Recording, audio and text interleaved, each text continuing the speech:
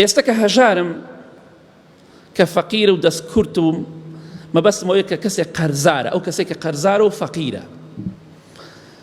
ئەو کەسانی کە قەرزار و فەقیرن بەو کەسانە دەڵێن کە پارەیان لایەنە، دەڵێ ئەمڕۆ کە زیندوم کەمێ دڵخۆشم کە، ئەو قەرزی کە هی تۆیە و لای منە هەندێکیم لێ خۆش بە یا هەمووی لێم خۆش بە، چونکە کاتێک کە مردم دڵنیام لە قەرزەکەم خۆشەوی.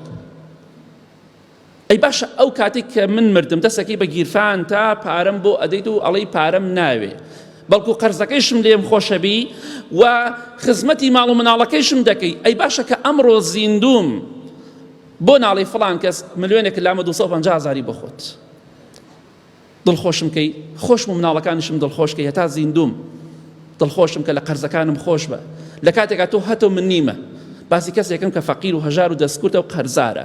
پێغەمبەری خوا صلی الله علیه وسلم دەفەرمێ هەر کەسێک قەرزی لای کەسێک بێ، کەسێکی فەقیر دەستکورت، باسی حەدیسەکە باسی دەستکورتەکە، قەرزی لای کەسێک بێ کەسەکە نەتوانێ بیداتەوە، ئەو کەسە لە قەرزەکە خۆش بێ، بڵێ فڵان کەس ئەوە لێت خۆش بکەنیتە، یا لە هەندێکی خۆش بێ بڕێک لەو پارەیە فڵان کەس ئەوەندە لەو پارەیە بۆ خۆت.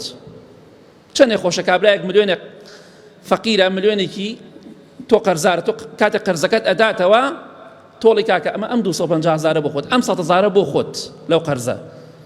ئەو کەسە لە ڕۆژی قیامەتە پێغەمبەری خوا صلی الله علیه وسلم ئەفەرمێ خوای گەورە دەیخاتە ژێر سێبەری عەرشی خۆیەوە. پێت خۆشە ژێر سێبەری عەرشی خوا دابی؟ هەتا زیندووە گردنی ئازاب بکە ئەگەر بەپێی توانای خۆت ئەوەندەی تواناتەیە. بۆیە هەتا زیندوم فەقیر و هەژار و دەستکورت و قەرزارم لە قەرزەکانم خۆش بە ئەگەر کەمێکیش بێ، چونکە کاتێکە مردم لێم خۆش دەبی، بەڵام من ئاگام لی نییە، من نەمبینی.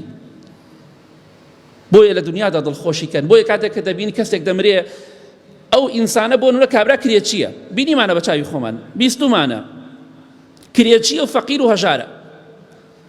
خاوەن ماڵ هەر دەڵێ پارەم بڕێ، ئەم پیاوە فەقیرە مانگێ 2 مانگ 5 مانگ 10 مانگ قەرزارە کرێ خانوو، بەس کاتێککە دەمرێ ئەڵێ گردنی ئازابێ. ئەی کاکە بۆ لە تا زیندوو بوو بۆ نەتوت گردنت ئازابێ، بوو تا 2 مانگی بۆ خۆت گردنت ئازابێ، بەس کە مرد خۆشەویستە بێ.